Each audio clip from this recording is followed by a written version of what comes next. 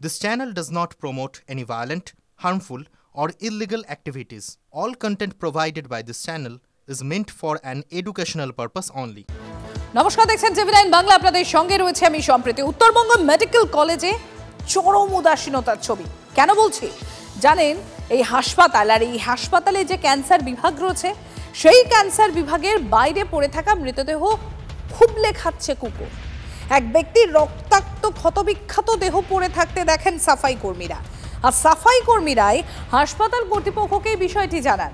ঘটনা জানাজানি হতেই মৃতদেহ সরিয়ে নিয়ে যায় কর্তৃপক্ষ। হাসপাতাল কর্তৃপক্ষের তরফ থেকে দাবি করা হচ্ছে যে ওই ব্যক্তি চিকিৎসার জন্য হাসপাতালে আসেননি। গত রাতে সম্ভবত ক্যান্সার বিভাগের বাইরে তার মৃত্যু হয়েছে। মৃত্যুর পর থেকে দেহ ক্যান্সার বিভাগের সামনেই পড়েছিল। হাসপাতালে কুকুরের উপদ্রবের কথা মেনে নিয়েছে কর্তৃপক্ষ। এদিকে প্রশাসনকে জানিয়েও কুকুর নিয়ন্ত্রণে কোনো পদক্ষেপ হয়নি বলে দাবি হাসপাতাল কর্তৃপক্ষের। গোটা বিষয়টা এক্সক্লুসিভ আপনাদের সামনে তুলে ধরল টিভি9 বাংলা। প্রসেনজিৎ রয়েছেন আমাদের সঙ্গে, আমাদের প্রতিনিধি। প্রসেনজিৎ, একটা হাসপাতাল, তার ক্যান্সার বিভাগ, তার সামনে এক দেহ পড়ে আছে এবং সেই দেহ খুবলে খাচ্ছে কুকুর। ভয়াবহ, ভয়ঙ্কর। কিন্তু তারপরেও হাসপাতাল কর্তৃপক্ষ বলছে যে না, তিনি হাসপাতালে অ্যাডমিট হননি, হয়তো গতকাল রাতে তিনি ওখানে মারা যান। এবং তারপর অর্থাৎ এই যে সময়টা গেল, এই সময়টাই বা হাসপাতাল কর্তৃপক্ষ কি করছিল? কারণ নজর এলো না এই ভয়ঙ্কর ঘটনাটা? দেখো, মূল সমস্যার জায়গাটা বিধানচন্দ্র রায়ের আমলে এই মেডিকেল কলেজ তৈরি এবং 104 একর জায়গা জুড়ে ছড়িয়ে ছিটিয়ে থাকা একটা বিস্তৃত জায়গা জুড়ে মেডিকেল কলেজ। ফলে কর্তৃপক্ষ যেটা বলছেন, প্রচুর মানুষ আসেন, বহিরাগতরা এসেও নাকি রাত কাটান। কারা আসছেন তার কোনো তথ্য হাসপাতাল বা মেডিকেল কলেজ কর্তৃপক্ষের কাছে থাকে না। এই ব্যক্তি হাসপাতালে ভর্তি হননি, ফলে হাসপাতালের রেজিস্ট্রারে তার নাম নেই, ফলে তিনি হাসপাতালের কাছে বহিরাগত। তিনি কোনো কারণে এসেছেন, তিনি চিকিৎসার জন্য আসতে পারেন অথবা কোনো কারণে ওই বিভাগের বাইরে ছিলেন এবং ঘটনাচক্রে গতকাল রাতে তার মৃত্যু হয়। তিনি ওইখানেই পড়েছিলেন এবং সেই সময় কিন্তু কুকুর তাকে খুবলে খায়। এবং এ প্রসঙ্গে সুপার বা অধ্যক্ষরা বলছেন যে সত্যিকারের বাস্তব ছবিটা এটাই, যে প্রথমত প্রচুর বহিরাগতরা ঢুকছে, তারা চিকিৎসার জন্য এলেও হয়তো ডাক্তার দেখাবেন বলে রাত থেকে অপেক্ষা করছেন, কোথায় থাকবেন ওখানেই থেকে গেলেন, এই ধরনের কোনো ঘটনা ঘটে থাকতে পারে। দ্বিতীয়ত, এত ছড়িয়ে ছিটিয়ে থাকা জায়গা জুড়ে প্রায় 150 কুকুরের দাপট, যেখানে রাতের বেলায় ডাক্তার এবং নার্সরাই চলাচল করতে ভয় পান এবং এই ব্যক্তির যেহেতু দেহ পড়েছিল সেই সময় কুকুর খুব লেখে থাকতে পারে। এবং এই কুকুর নিয়ন্ত্রণে কর্তৃপক্ষ বারবার বিভিন্ন পক্ষকে চিঠি দিয়েছে, কিন্তু বাস্তবে আইন মেনে কোনো সমাধান করা যায়নি। ফলে কুকুরের এই দাপট রয়েছে বলে স্বীকার করে দিয়েছিল হাসপাতাল কর্তারা।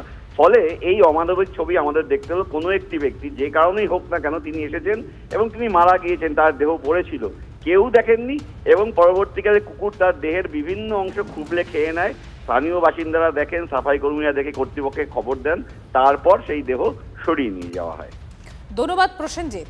আর এই ভয়ঙ্কর ঘটনা, এই মর্মান্তিক ঘটনা আর এই গোটা বিষয়টি নিয়ে উত্তরবঙ্গ মেডিকেল কলেজের প্রিন্সিপাল তিনি ঠিক কি বলছেন শোনাই আপনাদের। প্রিকশনটা আগেও অনেকবার হয়েছে কিন্তু কোনোবার সফল হয়নি। যেটা হচ্ছে এই ক্যাম্পাস থেকে যে এত স্ট্রে ডগ আছে সেগুলোকে সরানোর ব্যবস্থা করে। রোজ প্রতিদিন আমাদের এমার্জেন্সির সামনে নানান জায়গা থেকে এইসব পেশেন্টদের ছেড়ে দিয়ে চলে যাচ্ছে। আর ভবঘুরের ব্যাপারে সেটা নিয়েও অনেকবার মিটিং হয়েছে, কিন্তু ব্যাপারটা হচ্ছে এটা সোসাইটির একটা অ্যাওয়ারনেস দরকার। আর এবার আপনাদের একটা ছবি দেখাই, পাটনার হাসপাতাল, সেখানে গ্যাং ওয়ার। আর গ্যাং ওয়ারের প্রভাব কি জানেন? আইসিইউতে গুলি চলল। একদম ঠিক শুনেছেন, দেখুন সেই ছবি আপনাদের সামনে তুলে ধরছি। পাটনার একটা হসপিটালের ছবি, এটা আইসিইউর ঠিক সামনে সিসিটিভি ফুটেজে ধরা পড়ছে। সেখানে হাতে খোলা আগ্নেয়াস্ত্র নিয়ে, হাতে একদম ওপেনলি সবকিছু হচ্ছে, মুখ ঢাকার কোনো প্রয়োজন নেই, এতটাই কনফিডেন্ট তারা। এবং দেখুন আগ্নেয়াস্ত্র নিয়ে সোজা চলে যাচ্ছেন আইসিইউতে। সেখানে গুলি চালায় তারা, বেডেই লুটিয়ে পড়েছে একাধিক খুনে অভিযুক্ত বন্দী। আর এখানেই প্রশ্নটা উঠছে, অভিযুক্ত বন্দী সেখানে রয়েছেন অথচ কোনো নিরাপত্তা দেখতে পাচ্ছেন? কোনো নিরাপত্তা সেখানে নেই, কোনো নিরাপত্তা রক্ষী নেই। এবং দেখুন যারা সেখানে আসছে দুষ্কৃতীরা, তাদের প্রত্যেকের হাতে আগ্নেয়াস্ত্র, মুখ ঢাকার কোনো প্রয়োজন নেই। আর এই নিহত বন্দী অর্থাৎ যার বিরুদ্ধে একাধিক খুনের অভিযোগ রয়েছে, তার বাড়ি বিহারেই, চন্দন মিশ্র। অসুস্থতার কারণে ভাগলপুর জেল থেকে তাকে প্যারেলে ছাড়া হয়। এরপর পাটনার এই হাসপাতালে ভর্তি করা হয় চন্দন মিশ্রকে। বক্সারের দুষ্কৃতী গ্যাংয়ের পুরনো শত্রুতার জেরেই এই হামলা, প্রাথমিক তদন্তে এমনই অনুমান পুলিশের। দেখুন সেই ছবি।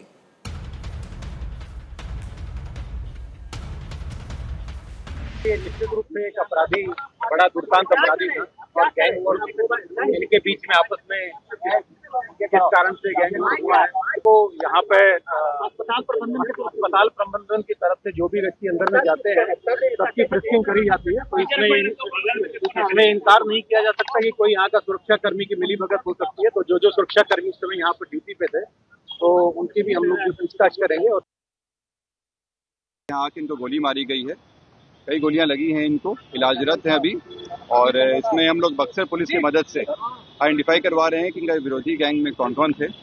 जो शूटर थे उनका चेहरा हम लोग फोटो मिल गया है और हम लोग आइडेंटिफाई करवा रहे हैं। ये देखने से प्रतीत हो रहा है कि इनकी जो चंदन शेरू गैंग हुआ करता था बक्सर में, उसी गैंग से संबंधित है। बक्सर पुलिस की मदद से हम लोग इनका जो विरोधी ग्रुप है उनके बारे में डिटेल्स निकलवा रहे हैं। जो फोटो आए हैं हम लोग के पास उसकी पहचान करा के हम लोग जल्दी इसमें कार्रवाई करेंगे। নিকোবরকে পড়ুয়া মৃত্যুর প্রাথমিক কারণ জানা গেল। আচমকাই মস্তিষ্কে রক্ত সঞ্চালন কমে সংজ্ঞাহীন হয়ে পড়েন এই রাহুল। ময়নাতদন্তের প্রাথমিক রিপোর্টের কি উল্লেখ রয়েছে আমরা জানবো। সৌরভ রয়েছেন আমাদের সঙ্গে। সৌরভ, ময়নাতদন্তের প্রাথমিক রিপোর্ট আরজিকর মেডিকেল কলেজ সূত্রে আমরা যেটা জানতে পাচ্ছি সেটা হচ্ছে যে রাহুল দাস 18 বছরের যে কিশোর, সেই 18 বছরের কিশোরের মস্তিষ্কে রক্ত সঞ্চালন অকস্মাৎ কমে যাওয়ার কারণে সে পড়ে যায় এবং পড়ে মাথার পিছনে আঘাত লাগে। ময়নাতদন্তে মাথার পিছনে রক্ত জমাট বেঁধে যাওয়ার রক্ত ক্ষরণের চিহ্ন রয়েছে। এছাড়া আমরা যেটা জানতে পাচ্ছি সেটা হচ্ছে রাহুলের হৃদযন্ত্র, লিভার, প্যানক্রিয়াস এই তিনটে একজন সাধারণ মানুষের থেকে আকারে বড় ছিল, অর্থাৎ স্বাভাবিকের থেকে আকারে বড় ছিল। ঠিক কি কারণে অকস্মাৎ রাহুল পড়ে গেল, কি কারণে সে সংজ্ঞাহীন হয়ে পড়লো, সেই বিষয়গুলো জানার জন্য তার খাবারে কোনো বিষক্রিয়া হয়েছে কিনা বা তা মাদক সেবনের কোনো কারণ রয়েছে কিনা বা অন্য কোনো খাবারের জেরে এই ঘটনা ঘটেছে কিনা তা জানতে ভিসেরা নমুনা সংগ্রহ করা হয়েছে এবং এর পাশাপাশি তার মৃত্যুর প্রকৃত কারণ জানতে প্রতিটি অঙ্গের হিস্টোপ্যাথোলজি করা হবে, অর্থাৎ বায়োপসি করা হবে প্রতিটি অঙ্গের। আরজিকর মেডিকেল কলেজ সূত্রে ময়নাতদন্তের পর এই খবরই পাওয়া যাচ্ছে। ধন্যবাদ। নদিয়ার কালীগঞ্জে বোমার আঘাতে ছোট্ট তামান্নার মৃত্যুর 3 সপ্তাহ পর এসআইটি গঠন রাজ্য পুলিশে। 6 সদস্য নিয়ে এসআইটি গঠন। দলে রয়েছে ডিএসপি পদমর্যাদার আধিকারিক, 2 জন ইন্সপেক্টর এবং স্থানীয় 3 সাব ইন্সপেক্টর। তদন্তের গতি থমকে যায় অভিযোগ তুলে গতকালই তামান্নার মা পুলিশ সুপারের সঙ্গে দেখা করেন। এখনো পর্যন্ত এই ঘটনায় 10 জন অভিযুক্তকে গ্রেফতার করা হলেও অধরা রয়েছে 14 জন। বিজেপি নেতা খুনে 2 তৃণমূল নেতা গ্রেফতার। 2023-এ ময়নায় বিজেপির বুথ সভাপতি বিজয়কৃষ্ণ ভূঁইয়া খুনে গ্রেফতার বাগচার 2 তৃণমূল নেতা অমিতাভ ভঞ্জ ও সুজিত কর। অপহরণ করে খুনের অভিযোগ তৃণমূল নেতাদের বিরুদ্ধে।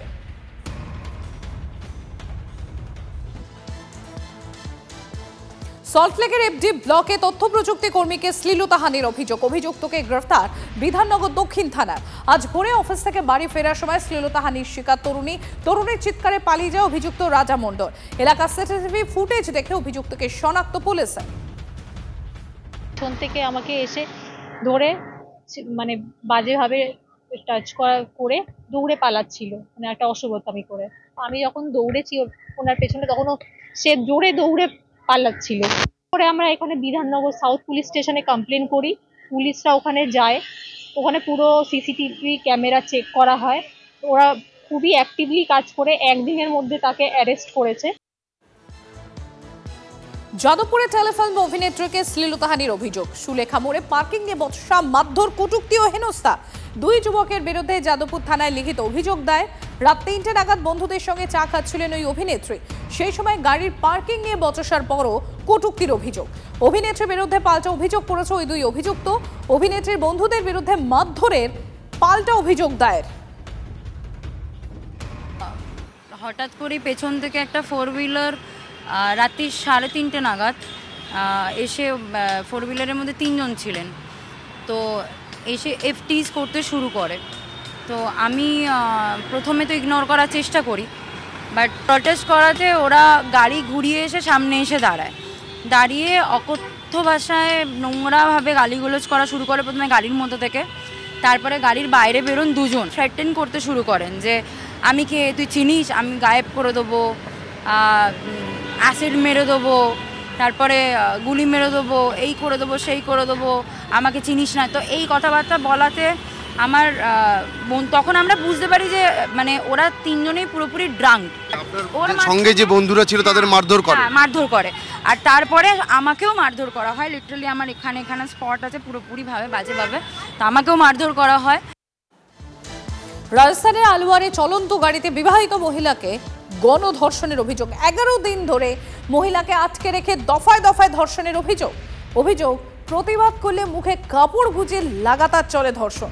অভিযুক্তরা এখনো অধরা। পুলিশের বিরুদ্ধে তদন্তে গাফিলতির অভিযোগ উঠেছে। फ्रेश होने के लिए अपने घर से थोड़ी दूर गई थी तो वहां पे एकदम से एक बोलेरो गाड़ी आई। उसमें मुबीन, इकबाल, आरिफ 3 आदमी थे और मुझे उस गाड़ी में जबरदस्ती डालकर ले गए। वहां से मुझे तिराया धर्म कांटा के पास ले जाकर गाड़ी रोक दी। वहां पे साजिद, शौकीन, राहुल, साहिल भी उनको मिल गए। वो भी उसी गाड़ी में बैठकर पनियाला रोड पर मुझे ले गए।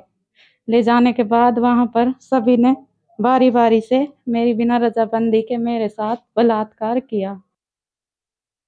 पीड़िता घर से गई थी तो उसके परिजनों ने या उसके पति ने या अन्य लोगों ने कोई पुलिस के पास इसकी सूचना नहीं दी, कोई गुमशुदगी नहीं कराई। ये भी एक बहुत बड़ा कारण है कि ऐसा क्यों नहीं किया।